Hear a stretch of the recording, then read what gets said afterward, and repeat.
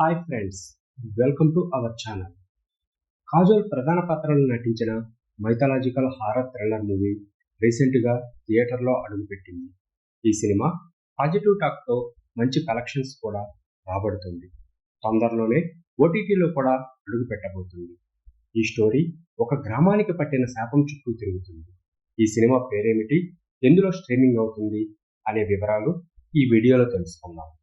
ఈ mythological horror thriller movie పేరు మా. ఈ సినిమాకి విశాల్ పూరియా దర్శకత్వం వహించారు. ఇందులో కాజోల్, కేరిన్ శర్మ ప్రధాన పాత్రలో నటించారు. ఈ movie Ajay Devgan films Zee studios బ్యానర్లో రూపొందింది. ఈ సినిమా ఇప్పుడు నెట్ఫ్లిక్స్లో అందుబాటులోకి రానుంది.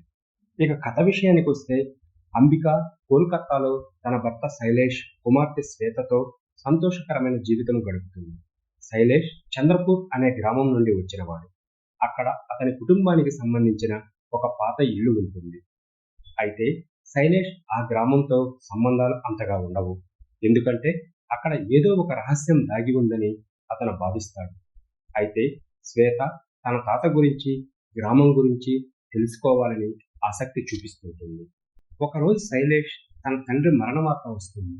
అతను చంద్రపూర్ వెళ్ళి కుటుంబ హవేలీని అమ్మాలని అనుకుంటాడు.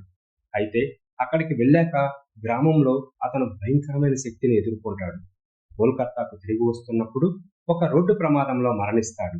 ఈ ఘటన అంబిక, శ్వేతలను దిగ్భ్రాంతికి గురి చేస్తుంది. కొన్ని నెలల తర్వాత గ్రామ సర్పంచ్ జోయిదేవ్ సలహాతో అంబిక, శ్వేత హవేలీని అమ్మడానికి చంద్రపూర్ వెళ్తారు. చంద్రపూర్ ఒక నిర్మానుషమైన వాతావరణంలో ఉంటుంది. వీళ్ళు హవేలీలో ఉండే ఒక పాత ఆలయం గురించి తెలుసుకుంటారు. ఇది కాళీ దేవతకు చెందినది. ఎప్పటి నుంచో దానిని మూసివేయటం జరిగింది. ఈ సమయంలో గ్రామంలో ఒక భయంకరమైన రహస్యం బయటపడుతుంది. రక్త బీజ్ అనే ఒక రాక్షసుడి శాపం నుండి గ్రామం వెంటాడుతూ ఉంటుంది. పురాణాల ప్రకారం రక్త బీజ్ ఒక రాక్షసుడు. దీని ఒక రక్తపు చుక్క నుండి కొత్త రాక్షసులు జన్మిస్తారు. అతన్ని మా కాళీ మాత్రమే ఓడించగలదు. ఈ శాపం గ్రామంలో టీనేజ్ బాలికలను లక్ష్యంగా చేసుకుంటుంది. ఇప్పుడు శ్వేత కూడా ఈ శాపం బారిన పడుతుంది. ఆమె ప్రవర్తన వింతగా మారుతుంది. ఆమె శరీరం రాక్షస శక్తి స్వాధీనంలోకి వస్తుంది. అంబిక తన కుమార్తెను కాపాడుకోవటానికి గ్రామంలోని ఒక పూజారి సహాయంతో హవేలీలోని మాకాళి ఆలయాన్ని తిరిగి తెరుస్తుంది.